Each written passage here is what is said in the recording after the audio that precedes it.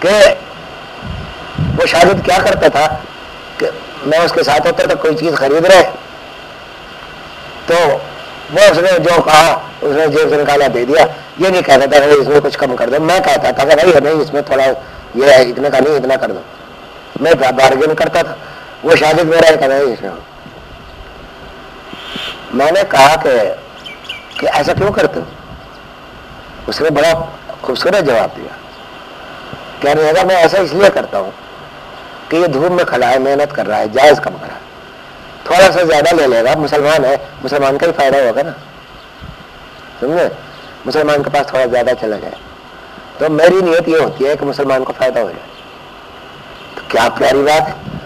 تو میں اس وقت سے مجھے یہ تنبہ ہوا کہ ٹھیک ہے 5-10 روپئے زیادہ چلے جائیں گے، کوئی بات نہیں، ایک نیت کر لو کہ مسلمان کو فائدہ پہنچے گا، یہ ہے تو جائز تو کروا رہا ہے نا، اس وقت کھڑا ہے، دھوپ میں کھڑا ہے، پسینے بہا رہا ہے، دن بھر چلے گا پھرے گا، پیدل چلے گا، کمائے گا، تو اب اس سے 10 روپئے اگر میں بچا بھی لوں گا تو کیا مجھے مل جائے گا، تو اس کا فائدہ اٹھائیے۔ بعض دفعہ اس کے خلاف بھی ہو جاتا ہے مجھ سے، اب بھی ہو جاتا ہے، بعض دفعہ وہ عادت پڑی ہوئی تھی تو بعد میں خیال ہوتا، تو اس لیے یہ بھی اخلاص کے خلاف ہے، یہ اصلاح ہمدردی ہے مسلمان کی کہ معاملات میں خریداری کے وقت، بیچنے کے وقت یہ خیال کرو کہ کسی مسلمان کا فائدہ مجھ سے ہو جائے، تھوڑا سا میں زیادہ تول دوں، تھوڑا سا پیسے کم لے لوں، کسی غریب ہے تو لاؤ اس کے ساتھ پیسوں میں رعایت کر دوں، یہ اس کا فرض ہے۔ تو یہ وہ چیزیں ہیں جو دین ہمیں سکھاتا ہے، اللہ تعالی ہمیں ان پر عمل کرنے کی بھی توفیق دے۔ کوئی اور اس مجلس میں ارادہ یہ تھا کہ اخلاص کے کچھ چند واقعات اور سناؤں گا، لیکن وہ اب وقت ختم ہو رہا ہے، اب ختم کرتا ہوں، آخر دعوانا الحمدللہ رب العالمین۔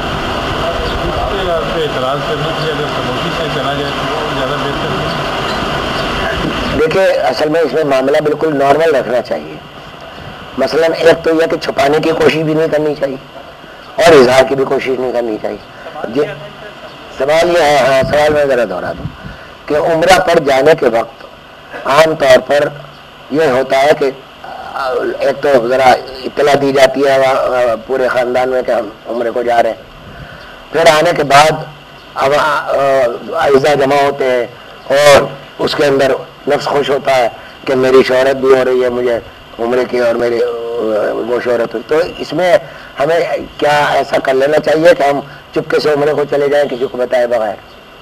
تو جواب اس کا یہ ہے کہ جو گھر والے قریب کے ہیں ان کو تو معلوم ہوگا، ان کو بتا دیجیے۔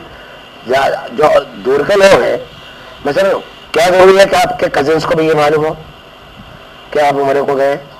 کوئی ضرورت نہیں۔ میں اب تقی عثمانی صاحب ہے، رفیع عثمانی صاحب ہے، یہ اکثر وہاں جاتے رہتے ہیں، مجھے پتہ بھی نہیں چلتا، بعض دفعہ مجھ سے نہیں ذکر کرتے کہ میں عمرے کو جا رہا ہوں، اور ابھی گئے ہوئے تھے، مجھے حیرت بھی ہوئی، تو انہوں نے کہا کہ وہ ایک تو جاتے ہیں دوسرے کاموں کے لیے جو وہاں سعودی حکومت کے بلانے پر، ایک یہ کہ خود اپنے ارادے سے، اپنے عمرے ہی کے ارادے سے اپنی فیملی کو عمرہ کرانے کے لیے اس طرح گئے، تو اس کی بھی اطلاع انہوں نے نہیں کی۔ تو اس لیے نہ چھپائیے، جن کو معلوم ہو جائے معلوم ہو جائے، جن کو نہیں معلوم ہو نہ معلوم، کوئی ضروری نہیں ہو، کوئی اعلان کرنے کی چیز تو ہے یہ۔ جی نہیں، بالکل نہیں، گناہ کوئی نہیں، تو لیکن یہ سوچیے کہ اگر کسی ایسے شخص سے چھپایا جس کو صدمہ ہوگا کہ مجھے بتایا بھی نہیں، بیٹا ہے، بیوی ہے اور قریب کے لوگ ہیں، کہ بھائی یہ مجھے بتائے بغیر ایسے چلے گئے، تو اس وقت بعض دفعہ وہ اس سے بچنا چاہیے کہ اس کا دل نہ دکھے۔ ایک اور بات یہاں عرض کر دوں کہ حج کے معاملے میں کہ ہمارے بزرگ یہی کہا کرتے تھے کہ حج کے اکثر لوگ پہلے زمانے میں تو کیا اب بھی کفن لے کے جایا کرتے تھے، کفن ساتھ لے کے جاتے تھے کہ بھائی اس زمانے میں 6 مہینے تو سفر میں لگ جایا کرتے تھے، اونٹوں پر سفر ہوتا تھا، ڈاکوؤں کا خدشہ ہر وقت لگا رہتا تھا، تو اس لیے 6 مہینے تو کفن ساتھ لے لیتے تھے کہ تاکہ وہاں کسی کو کفن مفن کی تکلیف نہ دے۔ اس سفر میں کفن تو لے لیتے ہیں لیکن قبر میں جانے کے کام نہیں کرتے، سمجھے آپ؟ نتیجہ یہ ہوتا ہے کہ لڑائیاں بہت ہوتی ہے حج میں جانے کے لیے، اور حج کر کے کوئی احسان جتانا کہ میں حاجی ہوں مجھے حاجی کہو، بھائی کیوں کہو تمہیں حاجی؟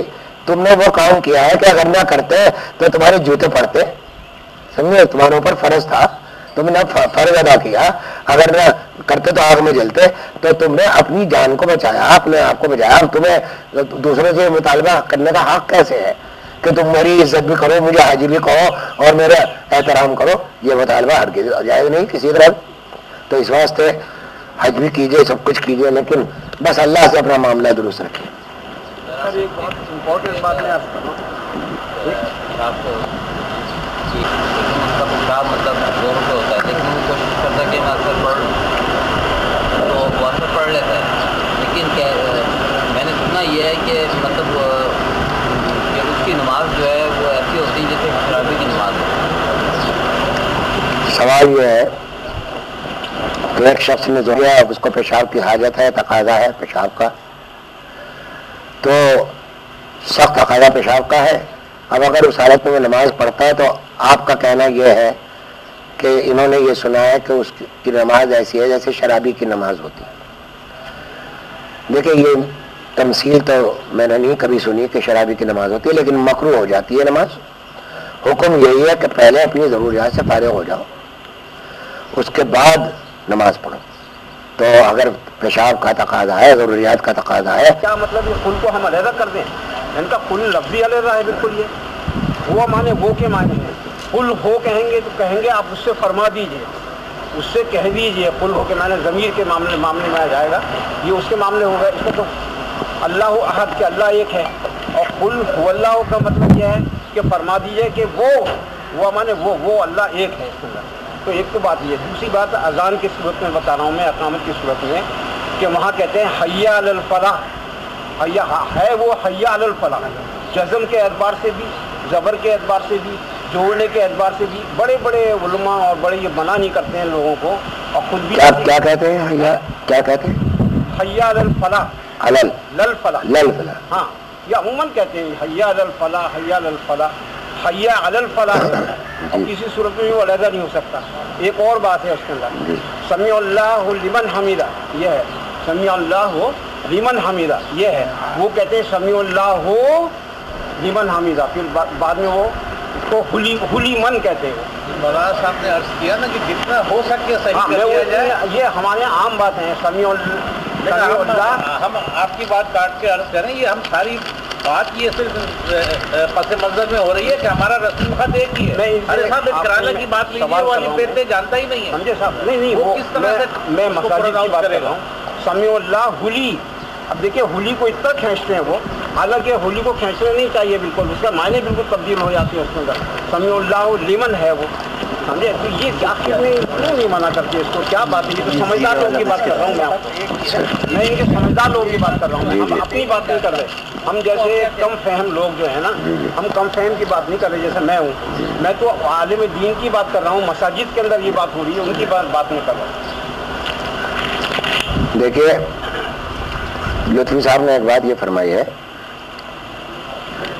کہ بہت سے لوگ جو قرآن پڑھتے ہیں اس میں کہیں تو اعراب کی غلطیاں کرتے ہیں اور کہیں زبر زیر پیش کی آوازوں میں کمی بیشی کرتے ہیں۔ مثلا بعض لوگ حیا لل فلاح کہتے ہیں، اس میں ایک بات تو یہ سمجھ لیجئے کہ بعض دفعہ اذان مؤذن جو لوگ ہیں وہ کہتے تھے عین کی آواز ظاہر نہیں ہوتی، جانتے ہیں کہ حیا علل ہے، سمجھا، حیا علی الفلاح، تو لیکن کہتے وقت جلدی میں کہتے ہیں تو اس واسطے حیا علی الفلاح سمجھ میں آتا۔ بعض دفعہ یہ ہوتا ہے کہ سننے میں ہمارے غلط ہوں، اور بعض دفعہ اگر غلط کہہ رہے ہیں تو وہ تو پھر لفظ ہی غلط ہے، وہ تو اللہ علیحدہ ہے۔ اسی طرح قل هو اللہ کا معاملہ کہ قل علیحدہ ایک لفظ ہے، ہو ہے اور واو یہ ضمیر ہے کہ وہ اس کے معنی کہہ دو وہ اللہ ایک، تو اس کو صحیح کر کے پڑھنا چاہیے، بات تو صحیح ہے۔ نماز پڑھ رہا ہوتا ہے وہ واقعات کمپلیٹ کرتا ہے یعنی سلام ساتھ پھیر لیا جائے.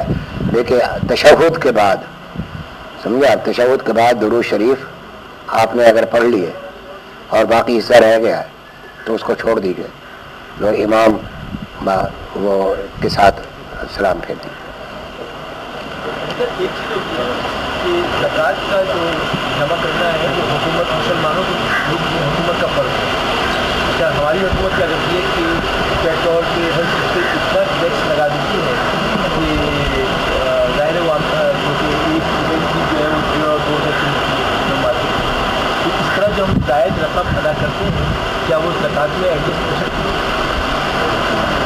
کیونکہ حکومت تو بے حساب اپنے یعنی جو ٹیکس آپ دے رہے ہیں جو ٹیکس ہم دے رہے ہیں اس کو زکوٰۃ میں لگا سکتے ہیں.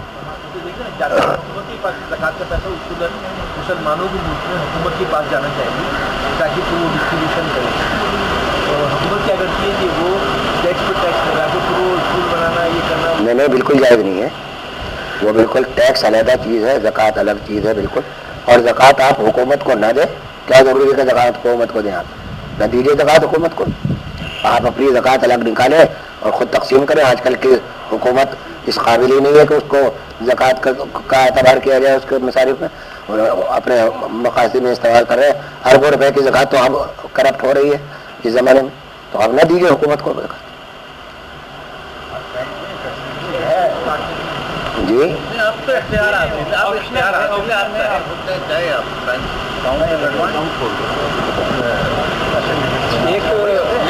بات کی تھی جو موضوع سے بالکل ہٹ کر ہے، لیکن وہ آپ نے اپنے ایک شاگرد کا قصہ بیان کیا تھا کہ ان کو پیشاب بہت پسند تھا اور اسی چکر میں وہ رہ گئے تھے. تو عموماً لوگوں کو یہ ہوتا ہے کہ معلوم ہوتا ہے کہ پیشاب کیا اور کچھ قطرے رہ جاتے ہیں، آ رہے ہیں، آپ کھڑے ہوئے تو معلوم ہوا کہ پھر دوبارہ اس کو صحیح کرو، آپ دست لو، آپ دوست لو، یہ ہوتا رہتا نہیں ہے. اس کے لیے ہومیوپیتھی میں بہت بڑی اچھی دوا ہے. اچھا ماشاء اللہ. ایک تو ہے کالی بائی کروم. کالی بائی کروم.